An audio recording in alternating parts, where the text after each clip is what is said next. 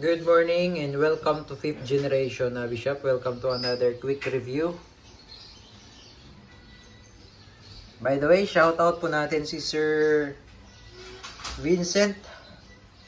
Okay, so ang ating re-review ngayon is the T4A, Umarex T4A Tactical Revolver TR50. This is the Gen 1 version.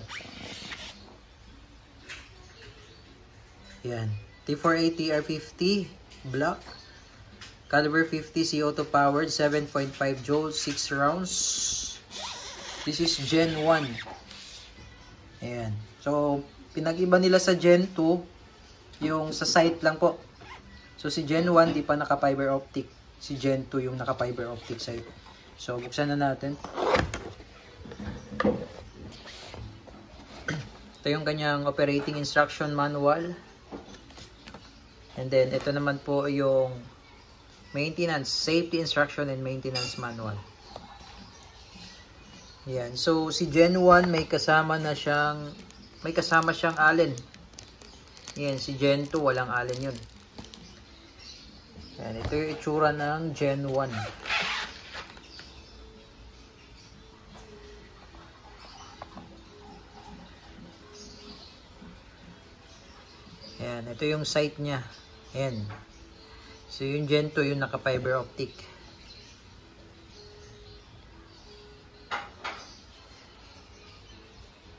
Yun lang naman ang kaibahan nila. Yung sa sight at saka yung sa quick tear. Yung quick tear ng Gen 2, pa-square. Ito, pabilog.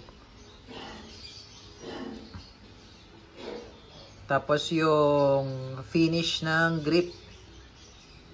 Ayan. Yung sa Gen 2, yung mga groove, ito, smooth siya. Ayan, smooth. Yun lang naman ang pinag-iba sa Gen 1 at Gen 2. Ayan, same lang din silang 7.5 joules. Ayan, magazine niya, same lang din sila. So, mamaya i-test din po natin yung extra magazine. Ayan, so ito, dalawa na lang po ang available nito. Ayan, meron din siyang markings dito, T4A. Ganon din sa Gen 2. May T4A markings din sa grip. Ayan, so pwede mo rin siyang lagyan ng red dot optic or scope. Then dito naman sa ilalim, pwede rin pong lagyan ng flashlight. Ayan, napopormahan po siya. Same lang din sila ng indicator pin. Ayan. Halos same lang po. Pinag-iba lang yung sa sight at saka yung sa grip at saka sa quick tear. Ayan.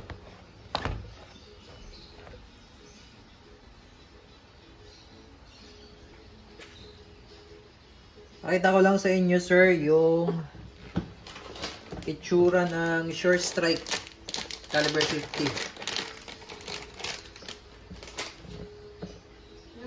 Ito siya, yung Sure Strike caliber 50.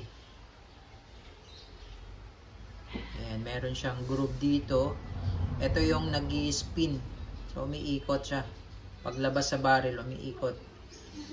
Tapos ito yung nasa gitna po, yan ay aluminum ball yan. Tapos ito yung pinaka-coating nya, hard plastic. Ayan, so hindi siya reusable. Nababasag po kasi to. So, one time use lang to. Nababasag yung bala na to. Yan. Ito yung ito yung Sure Strike po.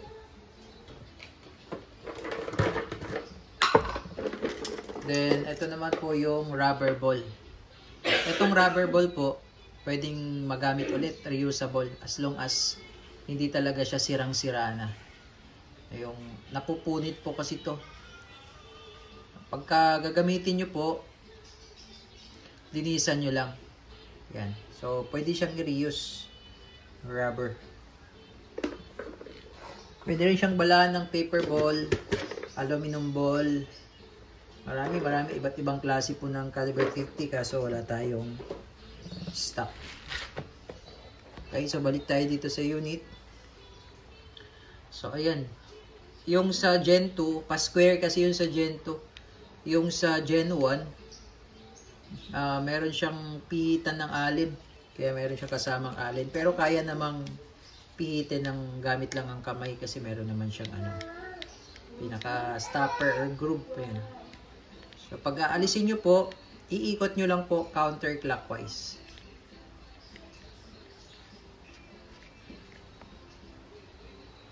Yan. So ito yung quick tear mechanism. Yan. So lagyan lang natin siya ng oil. Bali may kasama na rin po siyang silicone oil. No? So lagyan lang natin ng oil.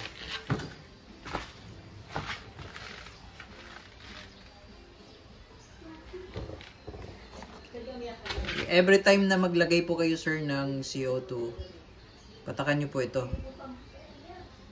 Itong part na to. Yan. May parang karayom. Yan. Papatakan nyo po yan ng silicone oil. Then ito po yung kanyang CO2 cartridge. Yan. 12G po yan. Wala po yan thread. Yan. Itong isang CO2 good for 30 shots, 30 to 40 shots. Ito, isang CO2. Disposable po siya. So, ito naman, kapag hindi nyo naman inactivate yung quick tear, pag nakapasok siya dito sa loob, yan, katulad nito, ipasok natin. Tapos, ilalagay ko yung quick tear cap. Yan. Iigpitan ko po, ano? So, pag hindi na po naiikot, tama na po yan, maigpit na po yan. So, hanggat hindi ko po ito pinalo or hindi ko pinush yan, merong indicator yan, push. So, hanggat hindi ko pinalo yan, yung CO2 na nandyan, standby lang po yan. Hindi po yan makukonsume. Kasi hindi pa siya activated. So, kapag gagamitin ko na siya, kapag gagamitin nyo po, tsaka nyo siya papaluin. Once naman na inactivate nyo na, yung CO2, butas na, kailangan din i-consume kaagad. Bawal po siyang patagalin sa unit ng ilang oras. Kailangan po i-consume kaagad once na butas na yung CO2. Pero sa ngayon, hindi pa yan nakukonsume. So, pakita ko lang sa inyo, sir. Pinigpitan ko siya, pero hindi siya nakukonsume kasi hindi pa siya activated eh. Hanggat hindi ko papaluin to, hindi mabubutas yung CO2 na yun. Ayan. Diba? So, hindi siya mabubutas. Hanggat hindi ko pinalo yung quick tear. Ayan. So, ilalagay ko lang muna siya dyan.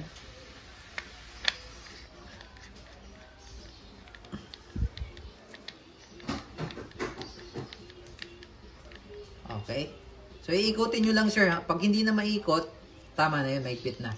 Tapos ito yung indicator, ito yung tinatawag na pressure indicator na kapag may pressure na sa loob, halimbawa pinalo ko ito, aangat yan.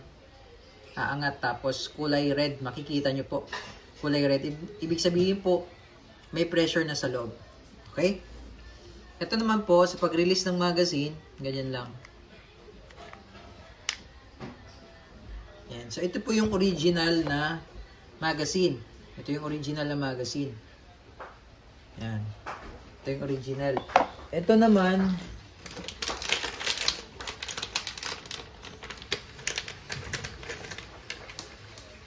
po yung replacement mag.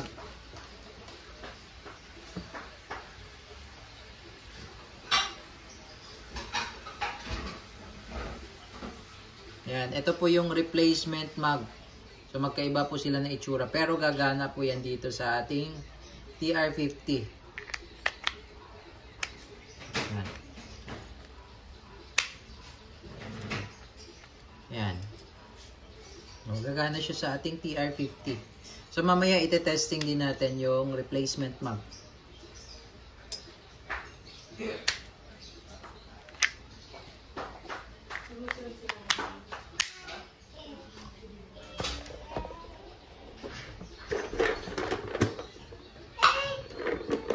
Okay, so ngayon sir, magte-testing tayo. Lalagyan lang natin siya ng bala. So, ang gagamitin po natin is the rubber ball.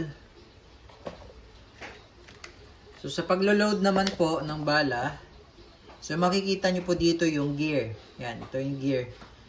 Sa likod po tayo maglalagay. Ito yung gear. Sa likod tayo maglalagay ng... Ito yung gear. Sa likod ng gear tayo maglalagay ng bala. Ayan.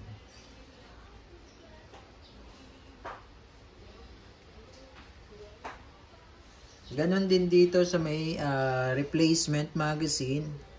Ito yung gear. Sa likod din tayo maglalagay.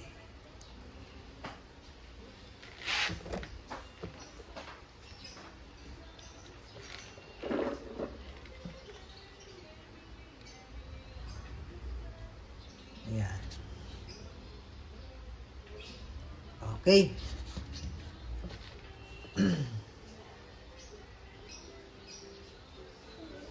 Okay, so ngayon sir, papaluin ko na siya. No, pag ito pala sir, paglagay nyo ng magazine, yan, iikot nyo po ng isang beses. Ayan, iikot nyo po. Okay. Tapos ito, papaluin ko na po sir, at makikita nyo po dito yung indicator pin, aangat yan. Okay. Tamang palo lang. Yan. So nakikita nyo po, red. Ibig sabihin, may pressure na po yan sa loob. Okay, so ipuputok na po natin siya. So ngayon, kailangan, once na pinalo mo siya, bawal po siyang i-stop sa unit na may pressure na siya. Bawal po yun. So kailangan, once activated na yung CO2, kailangan iputok mo siya. At bawal din po siyang i-dry fire. Yung ipuputok nyo po ng walang bala. Bawal po yun. So, kailangan may bala. Okay, so testing natin. Bago natin i-release, i-release natin yung CO2 kapag mahina na. So, sa ngayon po, bawal rin po yan i-release na maraming pressure yung CO2. Okay, testing.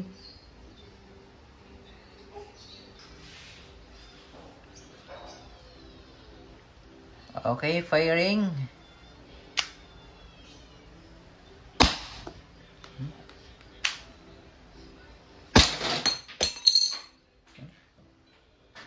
Grabe lakas.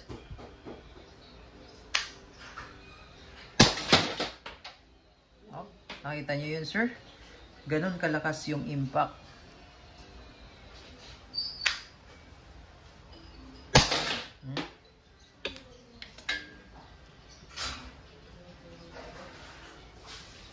Ito, hindi ito natitinag ng ng plastic bibis. So tingnan natin sa rubber ball.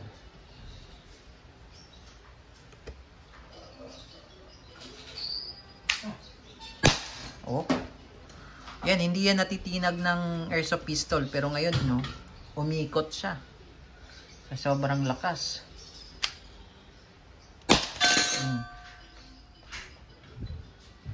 Tumba. So, sobrang lakas. Okay, so wala nang bala. Ngayon, sir, iti-testing natin yung spare magazine, yung replacement. So, i-release ko lang yung isa.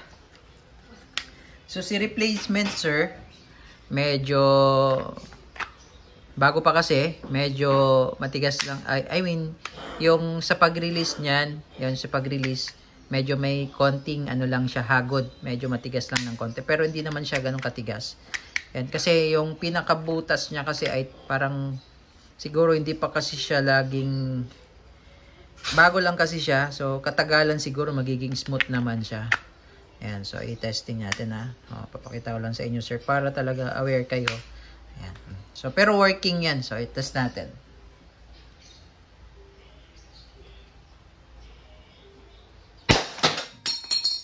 Working siya. Ayan. So, iayos ko lang yung ating target, sir. Wala na tayong target. Okay, so firing.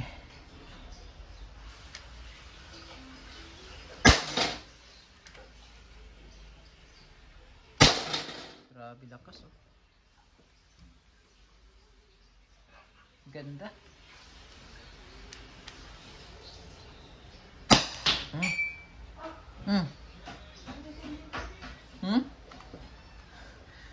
Grabe.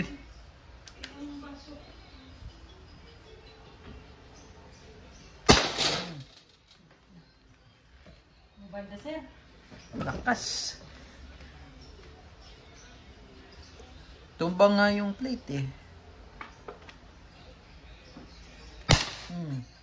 Ba, umiikot siya? Oh.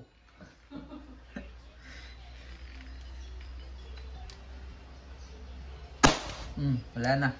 So, wala na siyang bala. 6 shots na yun, sir. So, naka 2 magazine na tayo. Load lang tayo, sir. Reload. Okay, so pang third magazine tayo, sir. Nag-reload lang ako. So, itong original magazine, kailangan mo siyang iikot 1 time lang. Ayan.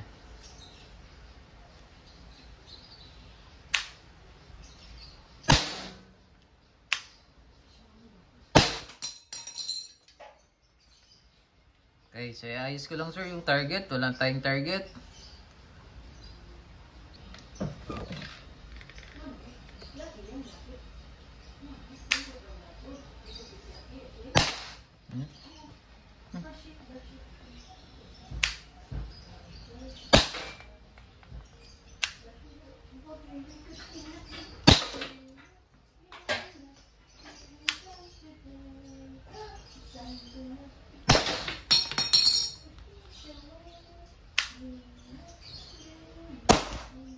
Yan ang bala. So, ilagay naman natin yung replacement magazine. Ito yung pang fourth mag.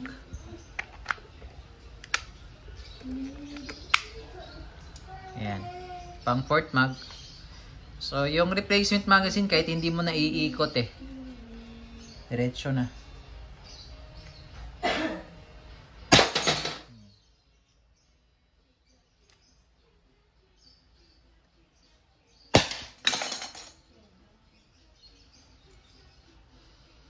Lakas.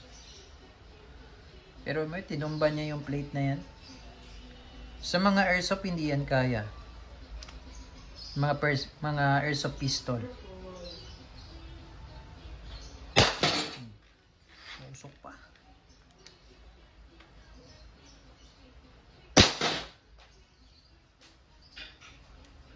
Tingnan natin kung kayang tamaan ng gumagalaw.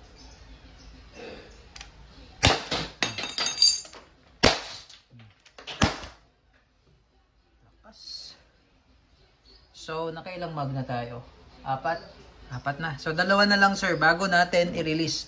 So, kailangan maka-6 na magazine kayo bago nyo i-release yung CO2. Kasi medyo mahina na yun. Okay, so ngayon, sir, pang 5 magazine tayo. So, yung original po, kailangan nyo pong iikot ng 1 beses.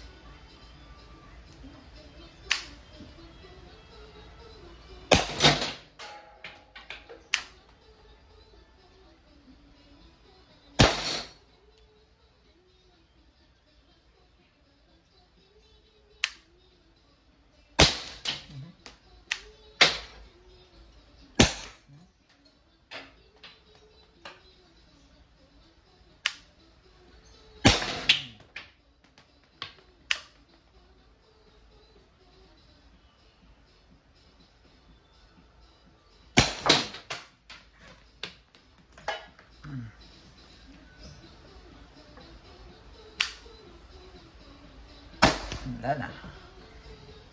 Okay, so load naman natin yung isang magazine, yung replacement magazine.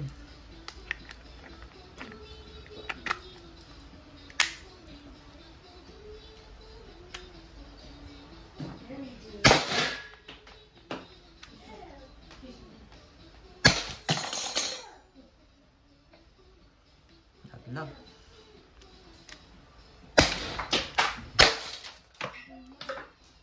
No. Lakas. Nilagyan ko lang, sir, ng target kasi medyo bumabanda pag walang natatamaan.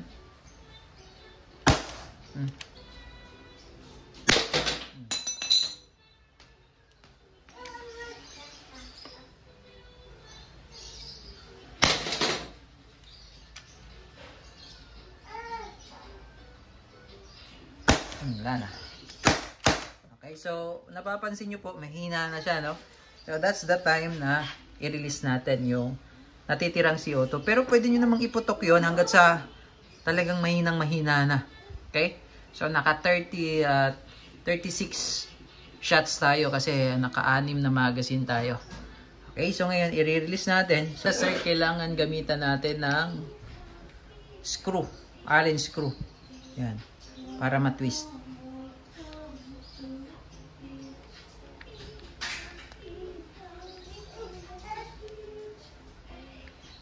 Kailangan mo siyang ikutin. Yan.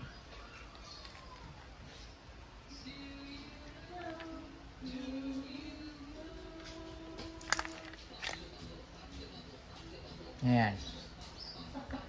Okay.